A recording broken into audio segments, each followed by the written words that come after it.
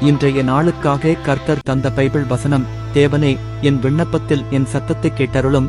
சத்துருவால் வரும் பயத்தை நீக்கி என் பிராணனை காத்தருளும். சங்கீதம் புத்தகத்தில் இருந்து 64ஆம் அதிகாரம் 1ஆம் வசனம். வசன விளக்கம். இந்த வசனத்தில் தாவீது ராஜா தன்னுடைய எதிரிகளிடமிருந்து பாதுகாப்பை வேண்டி தேவனை நோக்கி ஜெபிக்கிறார். அவர் சந்திக்கும் சோதனைகள், அச்சங்கள், சத்துருக்கள் அவருடைய உயிரையும் அச்சுறுத்துபவர்கள் இருக்கலாம்.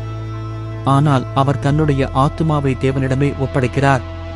என் விண்ணப்பத்தில் என் சத்தத்தை கேட்டருளும் என்பது எப்போதும் தேவன் தம்முடைய பிள்ளைகளின் கூக்குரலை கேட்கிறார். நாம் எவ்வளவு பயத்திலும் இருந்தாலும் அவர் கவனமாக கேட்கிறார். சத்துருவால் வரும் பயத்தை நீக்கி என்பது சத்துருவின் அச்சுறுத்தலால் நம் மனம் கலங்கலாம். ஆனால் தேவன் நம்முடைய உள்ளத்திலிருந்து அந்த அச்சத்தை அகற்றி சமாதானம் தருகிறார். என் பிராணனை காத்தருளும் என்பது உயிரின் காப்பாளர் தேவனே. அவர் நம்மை எல்லா சோதனைகளிலும் ஆபத்துகளிலும் பாதுகாப்பார்.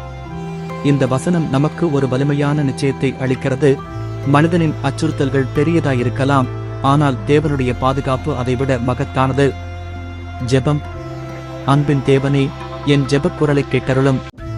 எதிரிகளின் அச்சம், சோதனை, சிரமங்களால் என் மனம் கலங்காதபடி என்னை உறுதிப்படுத்தும். கர்த்தாவே, என்னை துன்புறுத்த நினைக்கும் சக்திகளிலிருந்தும் சத்துருவின் வலியிலிருந்தும் என் பிராணனை காத்தருளும். என் மனதில் பயம் வந்து சோர்வடையாமல் உம்மில் நம்பிக்கை வைக்க வலிமை தாரும். நான் செல்லும் வழியெல்லாம் உமது இரத்தக் காப்பால் மூடப்பட்டிருக்க கருணை செய்க.